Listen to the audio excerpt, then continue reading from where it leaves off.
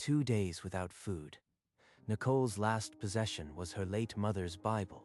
She walked into DeLuca's pawn shop needing $20. Sir, I haven't eaten in 2 days. My daughter is with a neighbor.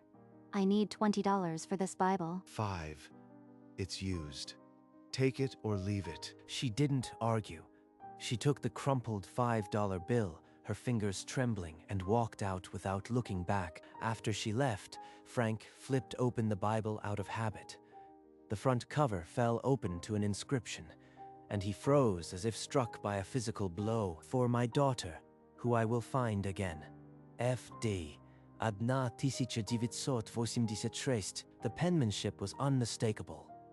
He had scratched those words into the leather 39 years ago. The night his father threatened to disown him if he kept his biracial child. He looked at the license. Nicole Walker. The same name she'd given him. It was her. His daughter had walked in off the street, and he hadn't recognized her. He checked the address, 3 miles away. She was barely surviving, selling her mother's Bible for $5. I found you. After all these years, I finally found you. 39 years earlier, 1986, Frank DeLuca was not a pawnbroker. He was a scared 22-year-old in a hospital corridor, his father's voice still burning in his ears. No son of mine will raise a mixed-race child. Please take care of her. I can't give her the life she deserves. Not yet. That night, alone with the baby before the adoption, he opened the leather Bible his mother had given him.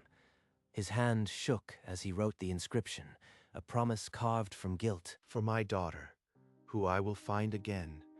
I will find you, no matter how long it takes. He pressed the Bible into the adoptive mother's hands, a young black woman with kind eyes.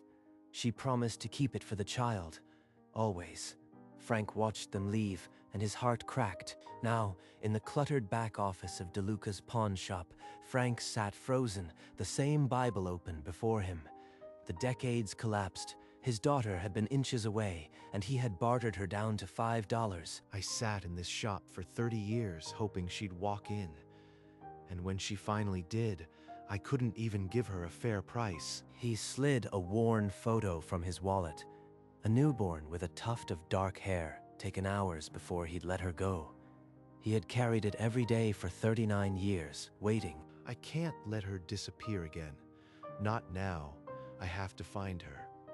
I have to make this right. Frank set the Bible and her ID on his desk. The address was 3 miles away. For the first time in decades, raw hope pushed past the shame. He would go to her. He didn't know how, but he would go. Nicole pushed open the door to her apartment. The $5 bill was still clutched in her fist, but the emptiness hit harder than the cold. Fridge bare, cabinets open and hollow. I sold Mama's Bible for a loaf of bread and a carton of milk. She'd understand. She'd have to understand. A knock. The neighbor from across the hall, Mrs. Collins, stood with Maya in her arms. The little girl's face lit up at the sight of her mother, but Nicole's smile was a paper-thin lie. Mommy, my tummy's talking. It's saying it's hungry. I know, baby. We'll have something soon, but first, let me tell you a story about a queen who gave away her crown. Nicole's voice stayed steady as she spun a tale of sacrifice and love, but she could see her own mother's worn Bible in the back of her mind, and the $5 felt like 30 pieces of silver. Mommy, are we gonna be okay? Always, baby. Mommy will always make sure we're okay. Mama, I am so sorry. I sold your Bible. I didn't know what else to do. Please help me. I don't know how much longer I can do this. The apartment swallowed her sobs. A past due notice on the counter caught the dim light. She had 7 days until eviction. Outside, a winter wind rattled the window. Morning light, thin and gray, Nicole sat at the kitchen table, the $5 bill and a handful of coins before her. She counted twice, not enough for bus fare to the food pantry. Plasma. The center on Woodward pays $40 for a first donation. That'd get us through the week. She looked up the address, wrote it down, pulled on her coat. Maya was still sleeping when she knocked on Mrs. Collins's door. Frank unlocked the pawn shop, but left the sign turned to closed.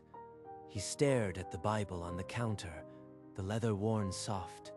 The inscription seemed to pulse. She might come back. I could wait. But what would I say? I am the father who gave you away. 25 bucks. The customer tried to bargain. Frank didn't even look up. His eyes stayed on the door. He traced the inscription again. 1986. He had spent 30 years waiting. He wasn't waiting another day. Nicole kissed Maya's forehead and stepped outside. She had the plasma center's address on a scrap of paper and the last of her change in her pocket. She sat at the bus stop, hugging her coat against the cold. The bus to Woodward arrived after 20 minutes. She climbed aboard. The plasma center nurse pricked Nicole's finger and shook her head. Iron levels too low. She couldn't donate even if she wanted to. No blood, no plasma, no $40. My own body is too empty to sell. The receptionist handed her a food assistance pamphlet and a forced smile. Nicole folded it into her pocket and stepped back into the cold. That evening, Frank closed the shop early. He drove toward the address on the license, the Bible wrapped in an old towel on the passenger seat. He parked across from her apartment building, an old brick walk-up. The street was empty. A single lamp burned in a second-floor window. Then the building door swung open. Nicole stepped out, holding a little girl's hand. Maya's curls bounced beneath a thin pink hat. My granddaughter. That's my granddaughter. And look at them. Their skin and bone. Maya tugged her mother's sleeve, pointing at something in the distance.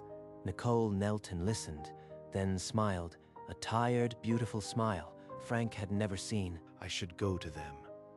But what right do I have?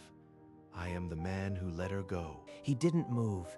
Nicole and Maya walked to the bus stop, climbed a waiting bus, and disappeared. Frank sat in the dark, the Bible in his lap, and wept. Frank drove home in a daze, the Bible still on his lap.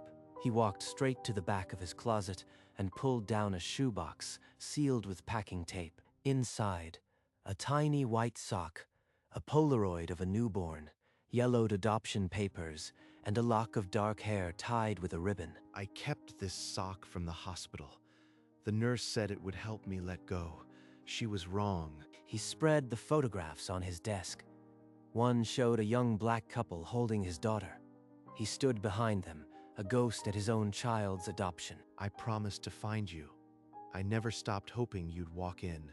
Now you did, and I only had $5 to offer. Nicole carried a sleeping Maya up the stairs and laid her on the mattress. She kissed her forehead and pulled the thin blanket to her chin, turning toward the kitchen. She saw it, a white envelope on the floor, torn at one corner, the landlord's seal. Final notice. Eviction proceedings begin in 7 days. Full balance due to halt. The paper slipped from her fingers. She slid down the wall, mouth open, but no sound came. 7 days. I am not losing her again. Tomorrow, I'll go to her door. I'll tell her everything.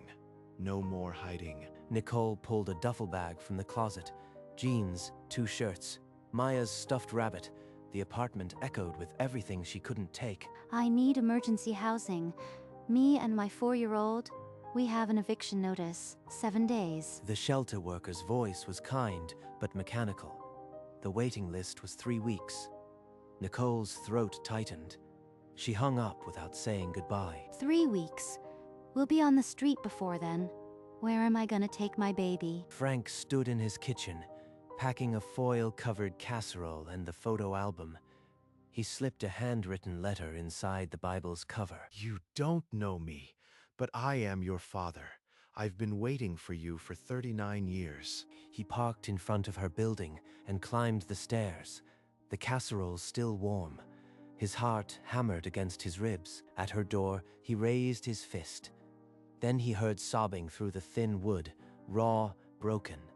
"Mama, I am sorry." Nicole's voice through the door stopped him cold. His hand fell to his side. He couldn't knock. He couldn't move. Frank slid down the wall and sat on the floor, the casserole dish in his lap. The hallway was dark. He He listened to his daughter cry. Frank retreated to his car, the casserole growing cold. He sat with the engine off, then tore a page from a small notepad and began writing by the streetlight. Nicole, I am the man who wrote that inscription. I am your birth father. I've been waiting for you for 39 years. He folded the letter into the Bible, left it with the casserole and the photo album on her doorstep, then drove off before he could change his mind. Nicole opened the door hours later to a cold hallway. The casserole, the album, and the Bible sat in a neat stack like an offering. This is my Bible, the one I sold. How did it get here? To Nicole, I am your birth father. I wrote the inscription in 1986, the night I gave you up. I have been waiting for you to walk into my shop for 30 years. This is a cruel scam. Someone must have followed me from the pawn shop. My birth father? I don't even know who that is. But her hands shook. The handwriting in the letter matched the inscription. She opened the photo album and saw a Polaroid of a newborn, same tuft of hair as Maya. Could this be real? The pawnbroker? He looked at me like he'd seen a ghost. She rushed to the window and looked down at the street. Taillights disappeared around the corner. The night swallowed him whole. Nicole held the letter to the Bible, comparing the F's and D's. The handwriting was identical. No doubt now, the photo album fell open to a Polaroid of a newborn, dark hair. On the back, in the same script, our daughter, 1986. This is real. The pawnbroker is my birth father. He's been waiting 39 years. She dialed the shop number and froze when she heard his voice. You've reached Frank. Leave a message. She hung up. Frank poured another drink. The newborn photo lay on the table, worn from decades of handling. I left her the Bible. I wrote her the truth, but I couldn't say it to her face. He read her phone number from the ID. He drank, then dialed, each number like a confession. Nicole's phone rang. She answered, cautious. Hello? Only breathing. Then a click. Dead. That was him, the pawnbroker. He called and couldn't even speak. She knelt by Maya's mattress and whispered, maybe we have family after all. But the words felt hollow. The next morning, Nicole dressed Maya in her warmest clothes, the Bible and letter tucked into her bag. She had to know the truth. Frank was arranging a display case when he saw them through the glass. Nicole and the little girl walking straight toward his shop. His heart slammed. She came back. She's coming to confront me. No running this time. The bell above the door chimed. Nicole stepped inside. Maya clinging to her leg, she placed the Bible and the letter on the counter. I got your letter. I need to hear it from your mouth. Are you my father? Frank's throat tightened. He gripped the edge of the counter. Then he nodded, tears cutting down his cheeks. Yes, I wrote that inscription the night I gave you away. I am your father. Nicole took a step back, her face a storm of shock and anger. Maya buried her face in her mother's side, afraid. Please, let me explain. There's so much you need to know. Why now? After all these years of silence, why now? My father said no mixed-race child would carry his name. I was 22, broke and terrified. They forced my hand. From his vest pocket, he drew a tiny white sock and a faded hospital bracelet. He placed them on the counter like sacred relics. Why didn't you fight? You just let me go. I was a coward. I thought you'd have a better life without me. I've regretted it every single day. He gestured at the cluttered shop. I opened this place 10 years later. I thought maybe one day you'd walk in. I never stopped hoping. Nicole picked up the sock. Her jaw trembled. She pressed it to her cheek and let the tears fall. Mommy, why are you sad? Is he a bad man? Nicole knelt and held Maya. Then Frank crouched down to the child's level, his eyes wet. Nicole didn't pull away. Maya looked at the old man, then tugged her mother's sleeve. Can I color? She whispered. Frank handed her a notepad and pen. Nicole stood, the tiny sock still in her hand. The anger was still there, but so was a crack. a question she wasn't ready to answer. Frank reached beneath the counter and pulled out a worn savings passbook. He placed it beside the Bible, his hands trembling. Nicole opened it. The number hit her like a physical blow. $143,000. She pressed her hand to her mouth. The passbook lay open on the Bible, the balance written in neat monthly deposits over 3 decades. All this time you were saving for me? Why didn't you find me sooner? The records were sealed. I tried, but I couldn't. So I waited. I kept every dollar, hoping one day I could give it to you. He lifted a stack of dusty photo albums onto the counter and opened one. Baby pictures, each captioned in his handwriting. Maya leaned over and pressed her finger to a faded Polaroid. Is that Mommy? Frank knelt down, bringing a small stuffed bear from behind the counter. He offered it to Maya. His eyes wet, Maya took the bear, then shyly curled her small fingers around his thumb. Nicole watched, the Bible and passbook clutched to her chest. Why did you write that you'd find me again? That inscription you promised. Why make a promise you couldn't keep? I chose your adoptive parents myself. Good people. I wrote them letters every year, but never sent them. I was too ashamed. He unfolded a yellowed paper. Her birth certificate. Father, Frank D. DeLuca. Mother, redacted. The document trembled in his grip. Nicole's hand flew to her mouth. She stumbled backward, then pushed through the pawn shop door into the freezing afternoon. Frank followed, stopping 3 feet behind her on the icy sidewalk. He didn't reach out. He just waited. Nicole stared up at the pale winter sky, her breath coming in ragged clouds. All my life, I thought I was someone's shame, that nobody wanted me. I've wanted you every day for 39 years. I just didn't know how to find you without destroying your life. She turned. The old man in the brown vest stood there, tears freezing, not asking, just present. And for the first time, Nicole didn't see a pawnbroker. She saw her father. Nicole took a long breath and walked back into the pawn shop. Maya looked up from her coloring, the notepad covered in bright scribbles. Maya, this is your grandpa. He's my father. Maya looked at Frank, then walked to him and wrapped her arms around his legs. Frank dropped to his knees and held her, his shoulders shaking. Nicole pressed a hand to her mouth. They moved to the small back room. Frank reheated the casserole, the same one he'd left on her doorstep. They ate together, the Bible open on the table. Maya pointed at a picture of a baby. Can I have my mother's Bible back? It's all I have left of her. It was always yours. I was just holding it until you came back. Nicole opened the cover and traced the fading inscription. For my daughter, who I will find again. She smiled through tears. Maya tugged her sleeve. Can we go home now? Frank walked them to the door. I'll see you tomorrow, he said. Nicole nodded. Frank unlocked his old sedan. It's freezing. Let me drive you home. Nicole hesitated, then nodded. Maya scrambled into the back seat. As he pulled away from the curb, Nicole's eyes fell on a faded photo tucked into the dashboard. A black woman, her adoptive mother, holding a newborn. Where did you get that? Your adoptive parents sent me updates for years. I kept the photos, every letter. They were good people. Nicole stared at the photo, her throat tight. He hadn't been entirely absent.